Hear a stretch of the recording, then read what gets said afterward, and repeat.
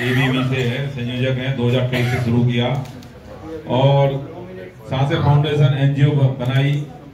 Best NGO का award मिला माननीय मुख्यमंत्री, जो भूतपूर्व मुख्यमंत्री थे मनोहर लाल जी से, और अब सरकार ने द्वारा मनोनीत पार्षद चुना गया है। तो साथ में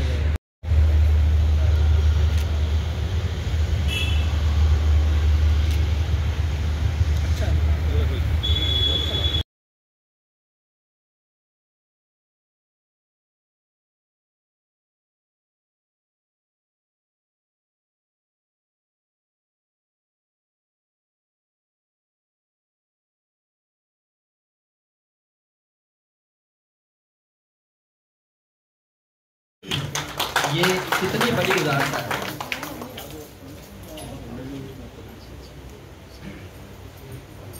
साथियों, आज मुझे सुबह से उनकी कार्यशैली को देखने का अवसर मिला। पहले सिर्फ जोशी साहब के बारे में सुना था, डिफरेंट लोगों से सुन रहे थे, लेकिन मिलने का अवसर नहीं मिला था। यही इंतजार कर रहे थे कि फरीदाबाद कब आएंगे और कब उनसे मुलाकात होगी, कब उनके विचारों को सुना जाएगा, कब उनकी कार्यशैली को देखा जाएगा।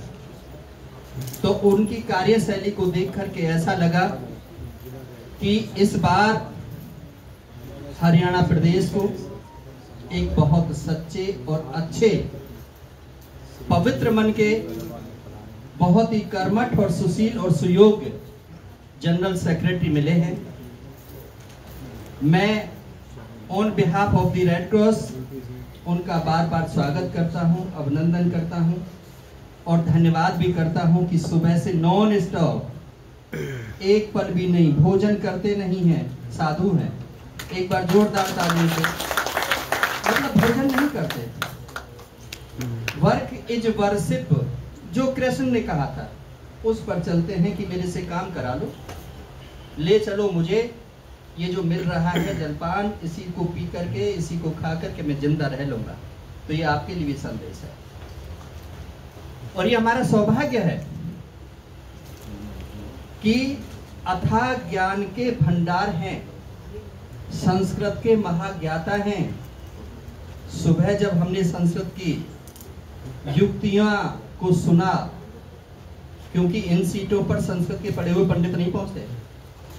जनरल सेक्रेटरी जो बनते हैं, वहां दूसरे ही लोग हेल्थ डिपार्टमेंट से आया करते थे। पहले जो डीजी रहते थे हेल्थ में, उन्हीं को सरकार लगाती थी, लेकिन अब महापंडितों को लगाया है।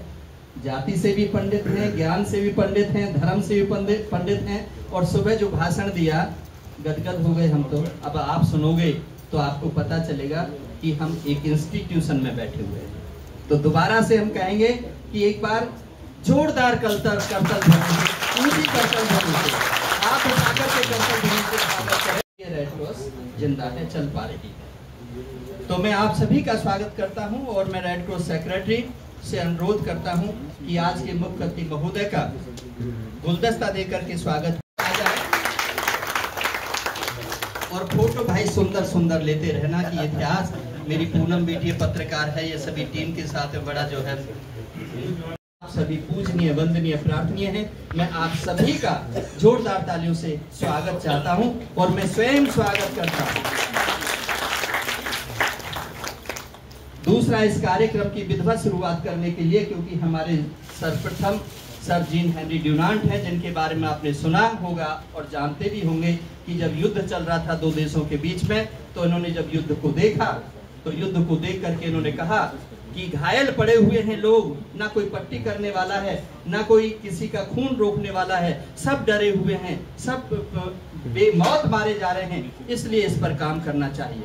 उन्होंने काम किया और अपनी टीम मजबूत की, स्कूल और कॉलेजों में जाकर के जेआरसी और वाईआरसी स्थापित की, और उसकी बदौलत आज हम सब लोग ऐसी विषम परिस्थितियों में काम करने के लिए तैयार रहते हैं। ऐसे महापुरुष, महामानव को, जिनको नोबेल पुरस्कार मिला, मैं चाहूंगा कि उनको पुष्पांजलि अर्पित करके एक बार इस कार्यक्रम की विधिवत शुरुआत की जाए। तो सेक्रेटरी रेड क्रॉस से भी अनुरोध करूंगा, पुरुषोत्तम सैनी जी से भी अनुरोध करूंगा कि नीचे रह जाए, अपने उस घोंसले तक, अपने उस घर तक पहुंचे ना जहां इसने सैकड़ों अंडे दे रखे हैं। भाई साहब नमस्कार, स्वागत है आपका, हार्दिक अभिनंदन। तो 1000 बार मेहनत करनी चाहिए। कई बार हमारे साथ क्या होता है, एक छोटी सी कहावत और सुनाऊंगा, अगर कोई बोर हो रहा हो तो बता देना, मैं माइक उनको दे दूंगा, लेकिन मैं चाहता हूं कि एक छोटी सी कहानी जरूर सुने। मुझे याद आ गया नीलम मैम को देखकर। नीलम मैम, एक बार क्या हुआ, एक आदमी ने कहा कि मैं बहुत परेशान हो रहा हूं, तो वो आदमी एक महाराज साधु संत के पास गया। उन्होंने कहा कि मेरी समस्या का समाधान सिर्फ ये साधु संत कर सकते हैं। वो साधु भी बड़े पहुंचे हुए थे, क्योंकि भारत में तो घर घर में है। जब पहुंचे हुए थे तो उन्होंने कहा कि ठीक है, मैं तुम्हारी समस्याओं का समाधान कर दूंगा, लेकिन मेरी एक ही शर्त है। वो खुश हो गया, कह रहा समस्या का समाधान हो तो हम तो माउंट एवरेस्ट पे चढ़ जाएं, आप तो एक ही काम बोल रहे हो। उन्होंने कहा काम यह है कि मेरे बराबर में ऊंटों का अस्तबल है, आप जाओ और वहां 100 ऊंट खड़े हुए हैं, उन सारे ऊंटों को सुला दो और मेरे पास आ जाओ। जैसे ही वो ऊंट सो जाएंगे मेरे पास आना, मैं आपका समाधान ऐसे ही चुटकियों से कर दूंगा। उसने कहा बस महाराज जी आपने कमाल कर दिया, मैं तो अपने गांव में बतेरे ढोर हुआ है। वो चल दिए जी वहां। जब आप पहुंचे तो उसने क्या करा, देखा कि 50 जो ऊंट थे अपने अभी बैठे थे, देखते उसका दिल खुश हो गया। तो बेस 50 बैठे, 50 ही खड़े हैं। बेचारे किसी की गर्दन को पकड़ा और गर्दन को झूल जाकर रही पकड़ने के लिए, उसे बैठाने के लिए।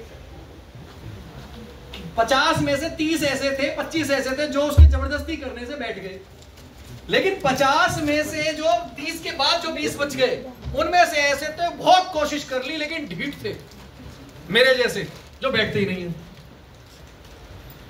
अब कुछ ऐसे थे जो पहले बैठे थे वो खड़े हो गए, जो खड़े थे वो बैठ गए। यानी कि बेचारा पूरी रात परेशान हुआ, लेकिन वो 100 ऊंट कभी भी ऐसा नहीं हुआ जो एक साथ बैठते हैं। अब वो बेचारा रोते रोते साधु संत के पास आया, महाराज जी से कहा महाराज जी मेरी समस्याओं का समाधान कर दो। सुबह हो गई। उसने कहा था क्या हुआ बेटा, तेरी नींद पूरी नहीं हुई क्या?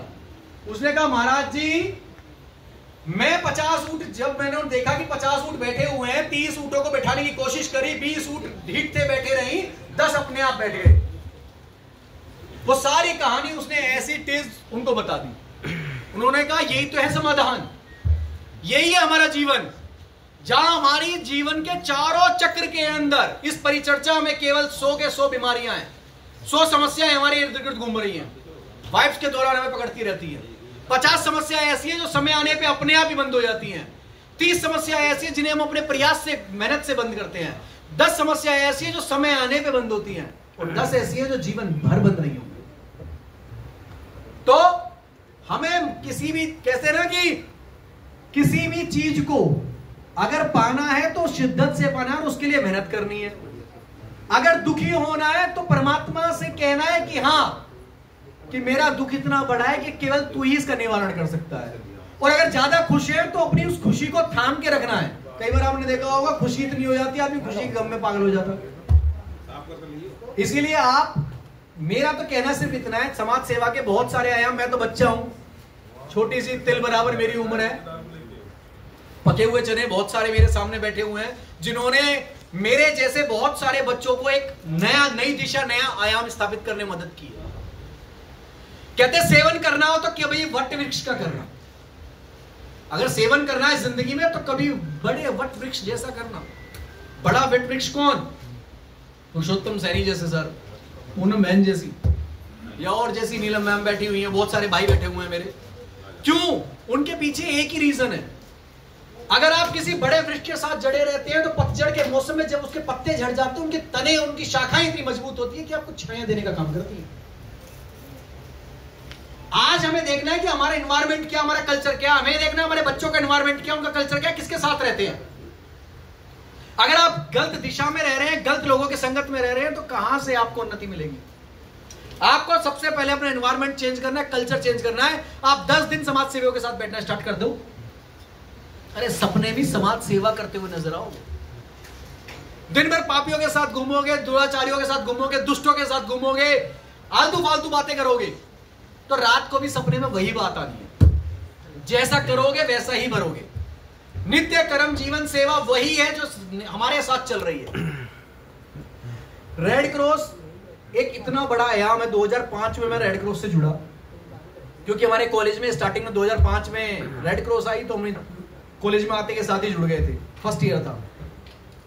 हमें वास्तविकता में नहीं पता था कि रेड क्रॉस क्या होती है, लेकिन धन्यवाद देना चाहूंगा मैं पुरुषोत्तम सैनी जैसे भाइयों का, जिन्होंने बड़े भाई की तरह हमारा मार्गदर्शन किया, दिशा निर्देश किया, ऐसा हमें समझाया कि क्या है। और हमें जब जब वो किसी कार्यक्रमों में लेते गए, मेरे साथ जसवंत भाई बैठे हुए हैं, छोटे भाई हैं मेरे, हिमांशु सैनी है, हिमांशु भट्ट है।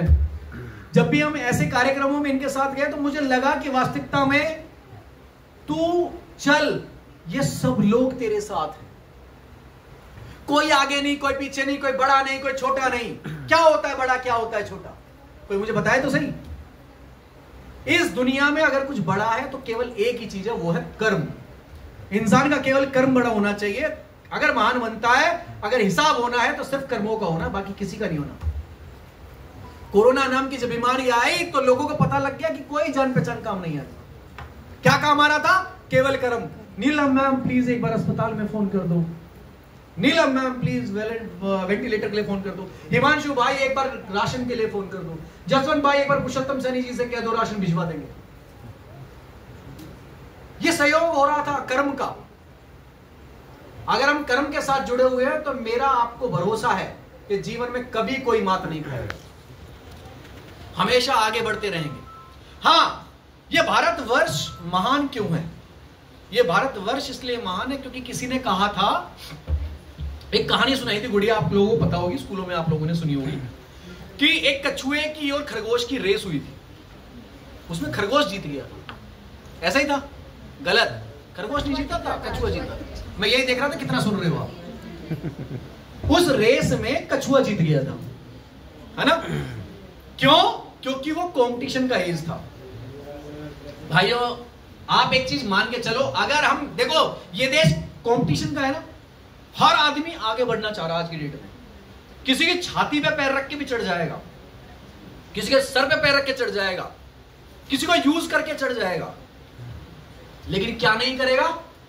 कोऑपरेशन नहीं करेगा। जिस दिन इस भारतवर्ष में कंपटीशन की जगह कोऑपरेशन होना शुरू हो जाएगा ना, मेरा दावा है ये देश विश्व गुरु सच में बन जाएगा।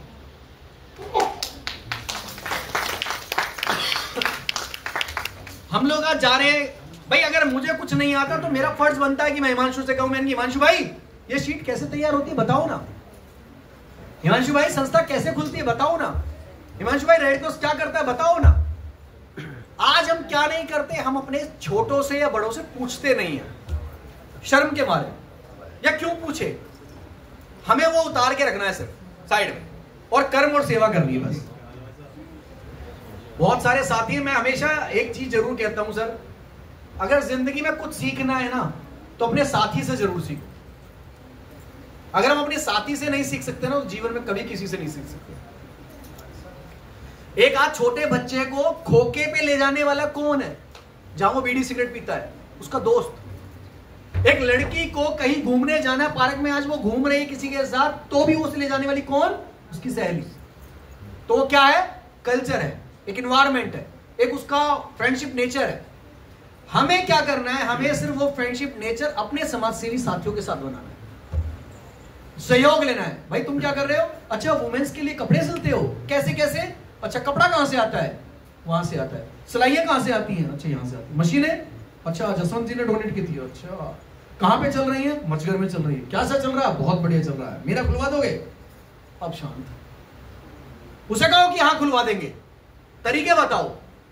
आज एक व्यक्ति दूसरे व्यक्ति से परेशान है, उसकी फेसबुक पोस्ट देखेगा, देखने के बाद दूसरे से कहेगा फोटो डाल रखो, देखिए इतना रहा है। अरे अच्छी बात है, मैं ये कहता हूं, किसी ने कहा, मैं को कल कह रहा था, नीलमण में एक आदमी मिला मेरे से, कहता है 5 आदमियों को राशन बांटा, नीचे लिख रखा हो 50 आदमी को राशन बांटा। 5 को तो बांटा ना, आप कह रहे हो ना 5 को बांटा, यार 5 को तो बांट दिया। इस देश में 150 करोड़ लोग रह रहे हैं, सारे लोग 5-5 को बांट दें तो कितने लोगों को राशन मिल गया? दिखावा करके ही कर लो कम से कम। कौन कहता है कि मत करो? हम कहते हैं दिखावा करो, लेकिन कर लो, एक दूसरे को बढ़ाओ। हाँ, हम एक बार फेसबुक पे देखते हैं, लोग कहते हैं फेसबुक पे पोस्ट लाइक नहीं करते, फलाना नहीं करते। मैं उनसे पूछना चाहता हूं, तुम किसी की पोस्ट कितनी लाइक करते हो? तुम किसी की फोटो को कितना शेयर करते हो? तुम किसके कमेंट्स में करते हो थंब? गुड, वेरी गुड, बहुत बढ़िया, तालियां, क्लैपिंग। चंद सेकंड लगते हैं, स्क्रॉल करने का सबको टाइम है, लेटे रहेंगे रात को 11-12 बजे तक, यूं चल रहा होगा उंगली। अरे लाइक करो, किसी को अप्रिशिएट करो, तालियां बजा दो, शेयर कर दो। हो सकता है 5 पोस्ट आप उसकी शेयर कर दो तो अगली 10 पोस्ट वो आपकी शेयर कर दे। ये तो कर्म है, आप करेंगे तो सामने से अपने आप मिलेगा। सामने वाला कह रहा है मुझे राम राम करनी पसंद नहीं है, मैं तुमसे राम राम नहीं करूंगा, लेकिन मैं जब बाहर निकलूंगा मुझसे सब राम राम करो। कैसे कर लेंगे? राम राम सुननी है तो राम राम करनी भी पड़ेगी, राजी राजी नहीं, गैर राजी भी करनी पड़ेगी। सुनना चाहते हैं, आपने देखा होगा चाहे महिला बैठी हो चाहे पुरुष बैठे हो, आप गाली किसके सामने दे सकते हो? जो गाली खाने की हिम्मत रखता है, या जिसको आप दे लेते हो या जिसकी आप सुन लेते हो। मजा लेना, डीसी साहब निकल के जा रहे हो, उसको देके दिखाओ, हो जाएगी ना सेम डे एफआईआर। जिस दिन पहली बार आपसे कोई गलत बोले, सेम डे उस पर एफआईआर दर्ज करा दो, उसका पलट के इतना बढ़िया जवाब दे दो कि जीवन भर आपको गाली ना दे पाए। हम लोग कानों से सुनते हैं तो उसकी जबान को आदत हो जाती है, उसकी जबान पर ही लगाम लगानी है। लोग कहते हैं बोलने दे, क्या बोल रहा है। एक बार जसवंत भाई मुझे कहानी सुना रहा था, एक दिन बैठे बैठे कह रहा गुरुजी मेरे को कोई फर्क नहीं पड़ता, कोई कुछ भी कहो। मैंने कि भाई चल मान ली तेरी बात, तू बहुत बड़ा है, समाज सेवी है, फर्क नहीं पड़ता, लेकिन फर्क पड़ना चाहिए। उसको अगले दिन तसल्ली से बराबर में बैठाओ और उसको बैठा के उसके कान में कहो कि सुन, जो तूने कह दिया आज के बाद मत कहियो, नहीं तो यहां से घर नहीं जाएगा। तसल्ली से समझा दो। ईंट, रद्दा या कोना, पत्थर जो दिखाई दे, पहली बार, उसके बाद राधे राधे, कभी नहीं कहेगा, गारंटीड। कैसे नहीं कहेगा? एक कहानी और सुनाता हूं आपको। आप सब अपनी गली में आंख बंद करके जा सकते हो, जाते हो ना आप सभी? मैम, अरे मैडम जी, हम भी कुछ कह रहे हैं, जरा हमारी सुन लो। जब हम गली में जाते हैं, अपने घर की गली में जाते हैं, तो हमें आंख बंद करके भी अंदाजा होता है ना यहाँ किसका घर है, यहाँ मोड़ है, यहाँ ब्रेकर आने वाला है, यहाँ पत्थर है, यहाँ बच के चलना है। बारिश के मौसम में भी हमें पता है कि यहाँ गड्ढा है। ऐसे ही हमें यह पता है कि हमारे साथ का व्यक्ति कैसा है, उसका व्यक्तित्व कैसा है, उसका नेचर कैसा है। हम आंख बंद करके भी अपनी जो उपलब्धियां हैं या जो आने वाला एम है उसको हासिल कर सकते हैं, लेकिन उसका रूट ऐसा होना चाहिए जो हमने मन में कल्पना करके बना रखा होगा, काम करने वाला बना रखा होगा। एक छोटी सी कहानी है, यहाँ मातृशक्ति ज्यादा बैठी है, अगर इजाजत हो तो मैं सुना दूं। पुरुषोत्तम सर, इजाजत है? 2 मिनट में आ रहे हैं, अपनी बात पूरी कर दूंगा। मातृशक्ति के ऊपर है, जरा ध्यान से सुनना, ध्यान से सुनना जी, सिर्फ महिला शक्ति के लिए और पुरुषों के लिए तो है ही। मेरे भाई जितने बैठे हैं वो भी ध्यान से सुनना। हाँ, होते हैं पैसे मेरे पर्स में, जब भी मेरे बच्चे मुझसे पिज्जा या बर्गर मंगाते हैं, लेकिन क्यों कम पड़ जाते हैं वही पैसे जब माँ बाप अपना टूटा हुआ चश्मा मुझे थमाते हैं। हाँ, ले जाता हूं डॉक्टर के पास जब भी मेरा बच्चा स्कूल से खांसता घर को आता है। हाँ, ले जाता हूं डॉक्टर के पास जब भी मेरा बच्चा स्कूल से खांसता घर को आता है, लेकिन रात को खांसते हुए माँ बाप को मेरा हाथ अदरक वाली चाय को भी नहीं जाता। हाँ, खुश होता हूं मैं जब भी मेरा बच्चा आधा सेब खाता है, चाय आधा फर्श पर गिराता है। हाँ, खुश होता हूं मैं जब भी मेरा बच्चा आधा सेब खाता है, चाय आधा फर्श पर गिराता है, लेकिन जो ये उठाया माँ ने वो सेब मुझे 210 रुपए किलो नजर आता है। एक बच्चा छोटा सा घर में इन सारी चीजों को देख रहा था कि मेरे नाना नानी या दादा दादी के साथ ऐसा हो रहा घर में। आज घर घर की कहानी हुई पड़ी है। वो बच्चा क्या कहता अपनी माँ से, माँ देसी घी चीनी का डिब्बा तुम माँ बाबा से छिपाती हो, माँ देसी घी चीनी का डिब्बा तुम माँ बाबा से छिपाती हो, क्या लोग बूढ़े हो जाए तो तुम उन्हें कम खाने देती हो? तो बच्चा यहीं नहीं रुका, बच्चा क्या कहता है, माँ वो कौन सा जन्मदिन आएगा जब तुम बूढ़ी हो जाओगी, माँ वो कौन सा जन्मदिन आएगा जब तुम बूढ़ी हो जाओगी, हम खाएंगे छोले भटूरे, तुम चाय के साथ डबल रोटी खाओगी। अब जैसे ही उस माँ ने ये शब्द सुने, उसे अपना अतीत नजर आने लगा। उसने सोचा कि आज मैं जो बीज बो रही हूं कल वही तो पेड़ बनेगा, उसी के तो फल खाऊंगी। उस दिन के बाद उन्हें समझ आने लगी, जिंदगी में सिर्फ एक बात ध्यान रखिएगा कि जिस दिन घर में आने वाली दुल्हन और घर में पल रहा युवा बेटा, जिस दिन घर में आने वाली दुल्हन और घर में पल रहा बेटा बुजुर्गों का सम्मान करना सीख जाएगा। मेरा दावा है किसी घर से कोई मां वृद्धाश्रम नहीं जाएगी।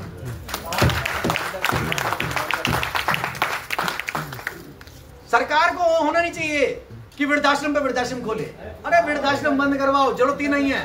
घर घर में ऐसे सरकार और ऐसी देन पैदा कर दे जहां इनकी जरूरत ही पैदा ना हो। हमें सिर्फ आप जैसे समाज सेवक की इसलिए जरूरत पड़ती है। इंतजार की घड़ियां खत्म होने वाली है। हमारे